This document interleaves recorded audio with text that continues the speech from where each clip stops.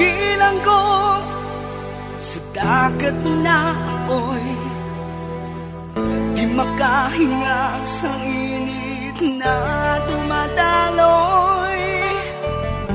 Ialay mo ang bagong pag-asa sa tulad kong nasadlak sa pagkakasala. Provincial Jail, kasaysayan sa mga tinugang ang inakabuhi, naging bahin sang Provincial Jail.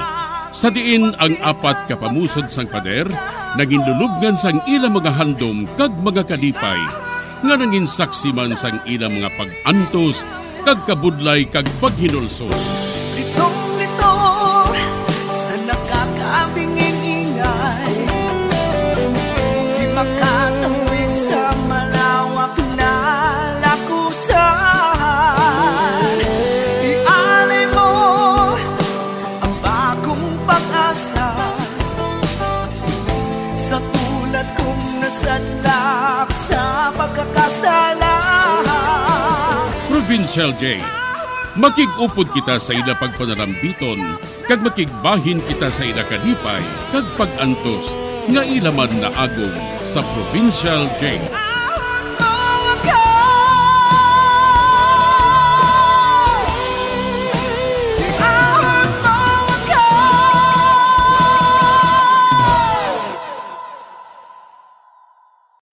Bilanggo sa dagat na apoy, di makahinga sa init na dumadaloy. Ialay mo ang bagong pag-asa sa tulad kong nasadlak sa pagkakasala. Sa liwat maayong adlaw sa inyo tanan mga palangga na mga tagpalamati. Sa karon nga adlaw padayuno naton ang katapusan sang sulat nga ginatagan naton sang kabuhi diri sa aton panatuntunan, Provincial Jail.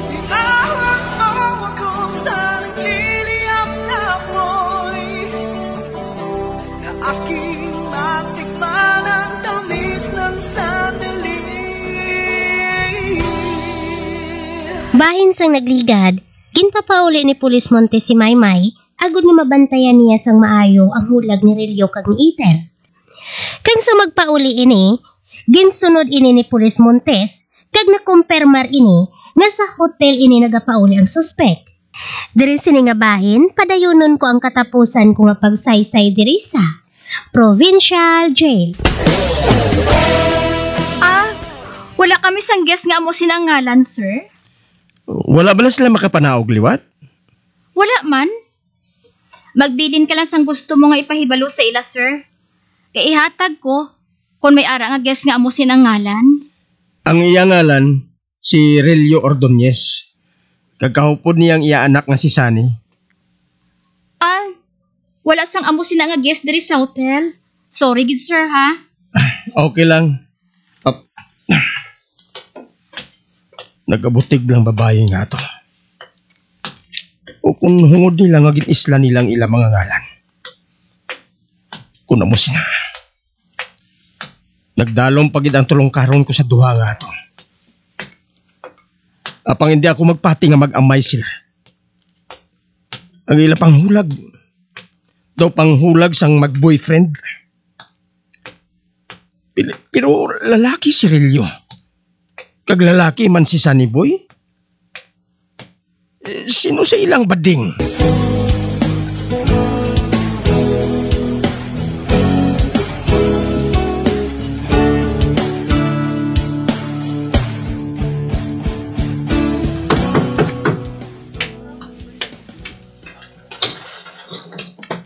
Mayong aga. Mayong aga man. Uy, ikaw atong pulis Oo, ako. May balita ko sa imo. Nakita ko ng Relio nga to. Apang lain ang iyakaw pod. May bata ba na siya nga lalaki? Nga nagaedad siguro sang 15 anyos? Aba wala. Bago pa lang sila makasal sang asawa niya nga si Cora. Hindi si Cora ang iyakaw pod. Kundi ang bata nga to nga ginatawag niya kay Sunny Boy. Pero sir, wala sila sang anak nga si Sunny Boy. Basi kung hindi si Relyo ang nakita mo, sir? May kapit ba na si Relyo? Sa pagkahibalo namon, wala siya sang kapid, sir. Kuna mo. Siya gida to. Sige ha. Mahalin ako. Oy, ato na siya. Hindi ako makahangop. Ano nga Sunny Boy? Basi kung hindi si Relyo ang nakita niya. Pero kung matuod, sa diin si Cora.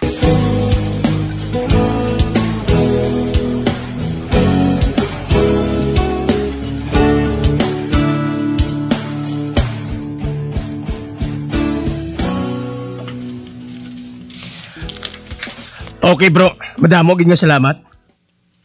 Oo, sige. Amulay ng tuyo ko. Oo, sige. Bye. Amo tong pulis nga nakilala ko sa Manila. Inpausisa ako ang ginapuyan ni Relyo. Kagsuno sa iya. Wala na sila dito. Nagsaylo na sila sa iban nga ployan. Kag wala sila makaibalo kundi nagsaylo. Madasig manimaho ang Relyo nga to. Ayhan, nakaibalo siya nga ginapanilaga na siya sa mga pulis. Kag nakita ko sila nga nagkaon sa restaurant.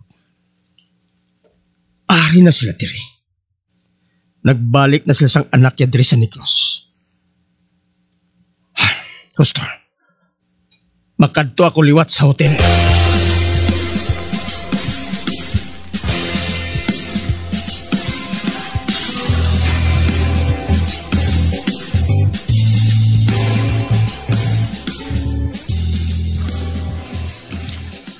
Wala nagabutig ang staff sa hotel. Wala siyang nag-check-in dito nga Relyo. Apang nakita ko nga dito sila nagkadto sa hotel. Kagsuno kay Ami. Wala man siya kuno siyang kapid. Subong gid. Makadto ako sa ila apartment kag ginaistaran sang una.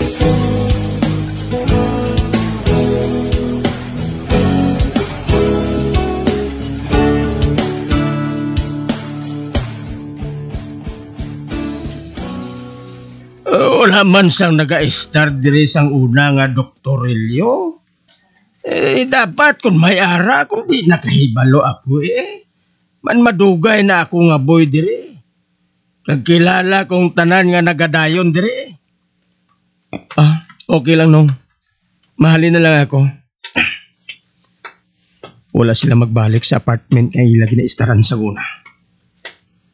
Apang nakahibalo ako nga ari sila diri. Hindi pwede nga wala.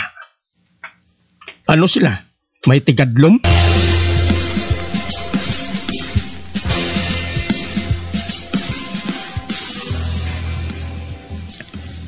Amoy ning una nga ginadayunan ni Dr. Relyo kag sang asawa niya. Nakakadto naman ako dire. Apang nakahali na sila. Kagaron, ari naman ako. Mapasimpalad ako. Kay base ko nagbalik na sila. Manuktok ako.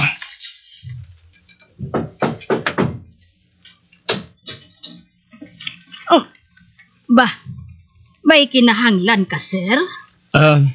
Nakakadto na ako diri sang una nang. Atong nagpamangkot labahin kay Dr. Relyo kag sa iya nga asawa nga si Cora. Ay, oo. Nadumduman ko na. Ote, anong kinahanglan mo, sir? Ma'am, wala na bala sila makabalik diri sa boarding house? Ay, wala na gid sila makabalik. May mga boarders man nga nagakadto diri. Apang nagahalin man dayon. Nga? May napanimahuan kuno sila nga baho. Nga daw baho sang patay nga ilaga. Amo ina nga naghalin sila. Kagasta subong, wala pa gihapon sang boarders diri, sir. Matuod ba lang nga may baho diri sang patay nga ilaga? Ay, kun kis-a may ara. Kag nagaplano gani ako nga ipaguba na lang ang dingding. Agud nga makahibalo man ako Kung basi may patay ba lang nga ilaga dira sa likod. Pero sir, wala pa ako sang kwarta. Kay ti, pigado ako subong. Amo gali, ma'am? Oo, sir. Mamangkot ako sa imo liwat, ma'am. Sang magalin si Dr. Relio diri. Kaupod man bala niyang iaasawa nga si Cora? Ay, hindi na, sir. Pero nagsiling siya nga nag-una na si Cora sa paghalin. Kay may kadtuan pa siya kunong importante. Sige manang. Amo lang ang gusto ko nga mahibalan. Mahalin na ako. Ate, sige sir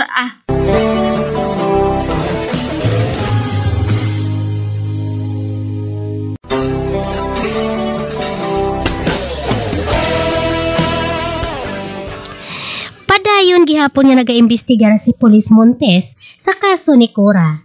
Gani nagbalik ini sa daan nga boarding house nanday Cora kag Relio, agud na mahibaluan sini. Kung nagbalik na si Cora kag Relio. Apang suno sa landlady, wala na gid kuno ini nakabalik. Samtang nakasugid ang landlady nga may nagapanimaho kuno nga patay nga ilaga sa double wall nga dingding sini. Sa pagpadayon ko pagid. Mrs. Mayong hapon. Aba, sir, ikaw naman? Oo, Mrs. May ipangabay lang ako sa imo. Kagdason, maluyag lang ako nga magbulig sa imo. Ano ina, sir? Luyag ko nga gubon mo ng double wall sa inyo balay. Basi dira naghalin ang malain nga baho. Kung makayo na ton ina, kundi mabalik na sa inyo ang mga borders mo. Ha? Ay, abaw Mahuya man ako sina sa imo, sir man. Wala sang kaso, ma'am. Kung may kilala ka nga tao nga makaguba sang dingdingay na, kuha siya. Ipaguba kay akong mabayad sa ila. Ate, may ara, sir. Duha ka tawo. Si Luding kag si Isko. Ate, sige ma'am. Kuha sila. Kag ipahingagaw nga mapaguba na.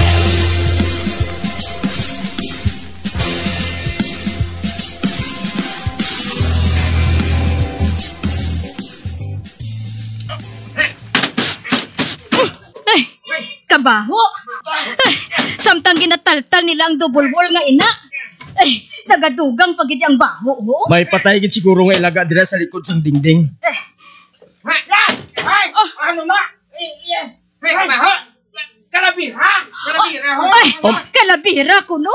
Ha? Dali. Tanaw naton. Ano balay na? Ha? Sir. Ay, tanawan ninyo, sir, oh. May babae, oh. Kalabira sa babae nga ari sa dingding, oh. Hindi nyo lang pagtanduga palihog. Babae lang anay. Uy, sir, may ari pagit, sir, oh, naputo sa plastic. Ano yan ang unod sini, sir? Ay, kalain na, kabaho. Hindi. Ang bag, nabugkusan sang plastic. Ma'am, may gunting ka bala? Mahulam ko tani ako sang gunting. Ay, ho. Gunting na to ng higot sina. Ay, ho, sir. Ay, madali lang gid, ha? Ay, baw, Diyos ko. Nga may ara sina dira yaman? Nga,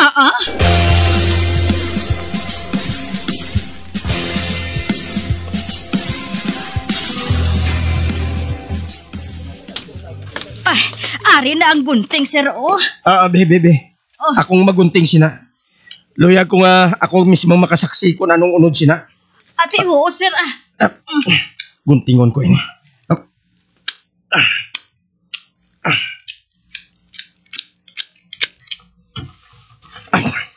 Ara na, nagunting ko na. Karon, buksan kong plastic bag nga ini. Lantawon ko kung anong unod sini.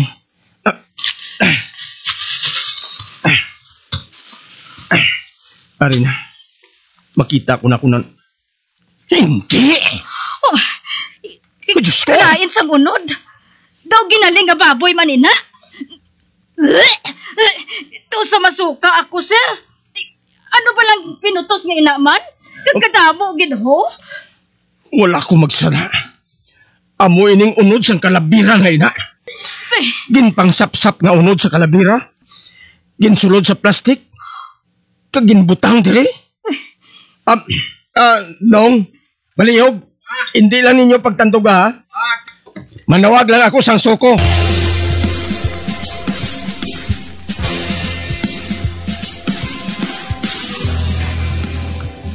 Good work. Good work, Montes. Nasulbar mo ang kaso sa isa ka babae nga natula. Apang sinong manabat sang kalabira sang babae nga nakita dito sa dingding? Sir, hulaton na lang nato nga may mag-claim nga pamilya.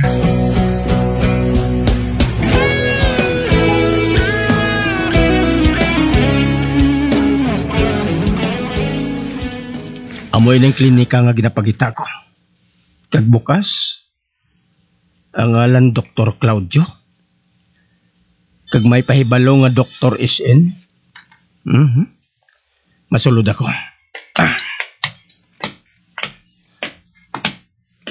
Ara, may doktor.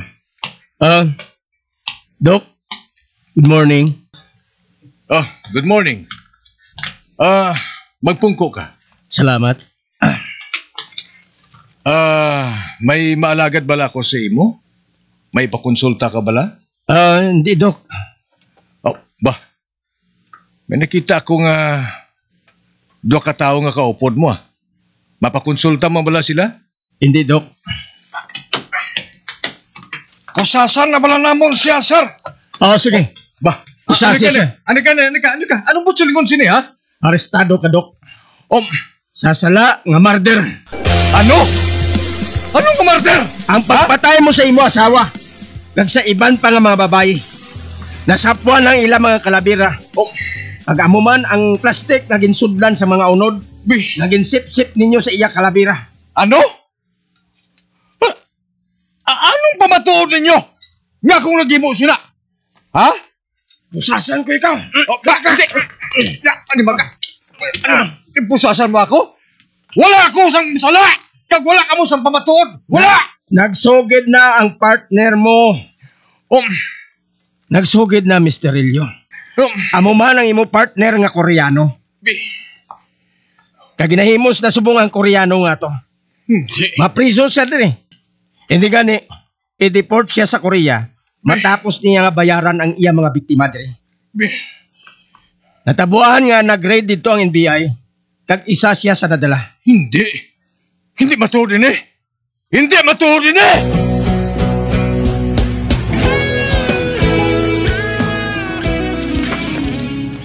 Chay, ginpatay galit ni Relio si Cora. Ganina dula ini sang hinali. Apang nga ginsip-sip ang iya sini nga unod. Ginano nilang unod ni Cora. Ginhimo nila nga fish fillet eh. Ay, ambot man gani, Chay, Doon sa hindi ako makatulog sini, wala na siya sang unod. Kag nakita ang kalabira niya, tungod nagapanimaho na ini, Chay. Oh, Diyos ko. Ginislan niya si Cora sang isa ka babae nga ginatawag kay Itel. Kag agud hindi sila madakpan, ginhimo niya nga lalaki si Itel. Kag nagpakilala sila nga mag-amay. Kag ang iya anak, amo si Sunny Boy. Animal gid ang tao nga to. Animal gid. Ang bati ko, Chay, mapriso ko no si Relio hasta kamatayon. Salamat. Madamo gid nga salamat.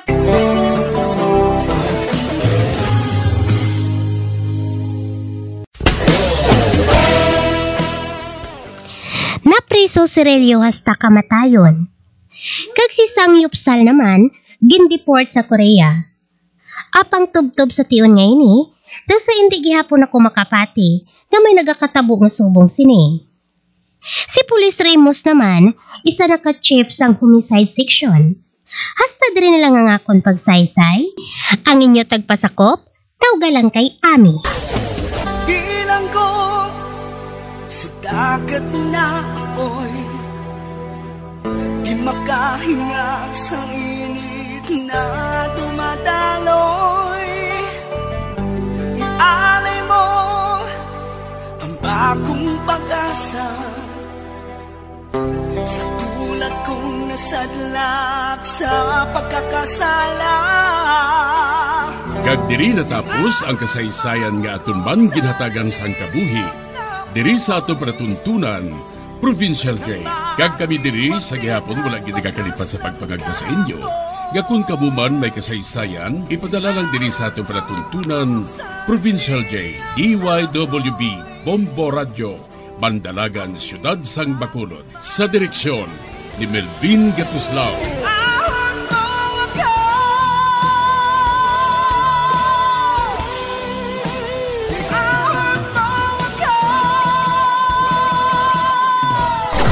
Bombo Radio Philippines. Patuloy na #1 sa drama. Basta Radio Bombo!